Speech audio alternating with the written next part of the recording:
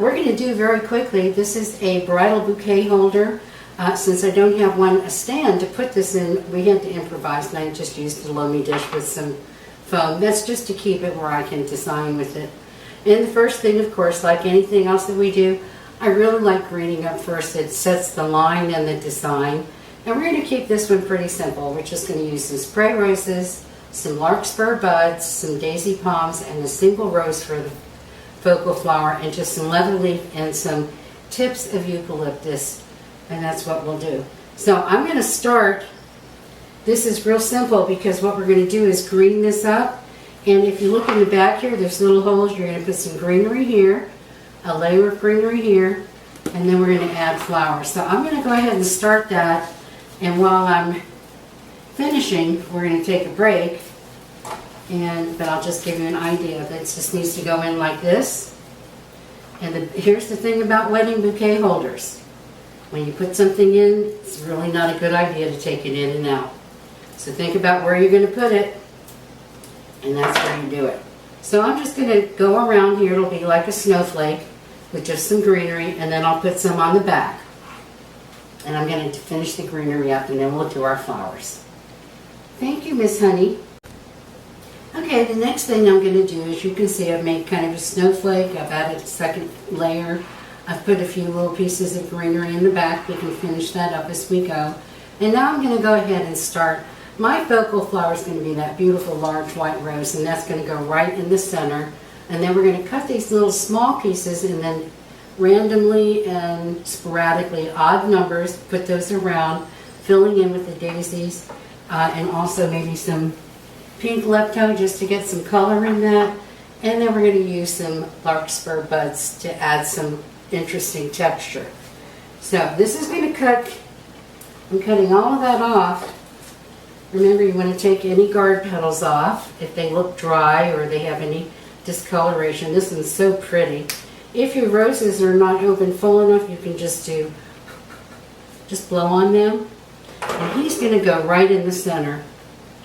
I'm going to kind of have a hold on this. Look at it this way. You're going to put him straight in the center. I'm going to push him down like so you can see that. Then with my other little roses, I like using my clippers for this. I'm going to just clip these off randomly.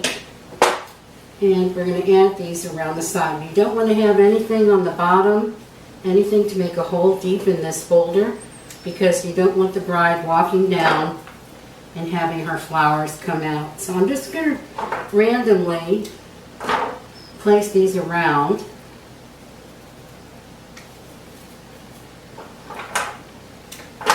Leaving some room because we're going to add daisies too. And we'll pull him out.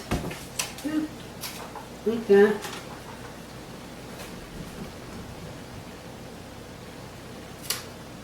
Make sure there's no foliage. And those can be facing up a little bit. So I have, let's see, 1, 2, 3, 4, 5. And then the large one counts as 1 because he's so big. We can add, I only have 1 bud left. Then we're going to take these little daisies and move those around also. They're going to take up quite a bit of room. So I'm going to have them go in the second layer. You're going to cut the stems kind of short, and that way it's going to cover up the oasis. And then I'll just show you a couple of these. Then I'll finish that up. Do this one over here kind of low. But where I want to show you, and then these are going to give you some interest around that focal flower in the center. Just these little buds. That's going to be really great. And I like them because they have a lot of movement. So while I finish this up, we're going to take a break, and I'll add extra greenery and finish up with the daisies and filler, and then we'll talk about your bridal bouquet. Okay, so now we have our bridal bouquet. I added some eucalyptus and some lepto as a filler. I also have some foliage on the back side of this, and you can actually add a lot more than that. But that's finished because the bride is going to see that side, so you want to have that finished. Tie a ribbon around here in the base, if she wants ribbon, and it's all done. And there you go. Here's your traditional wedding bridal bouquet.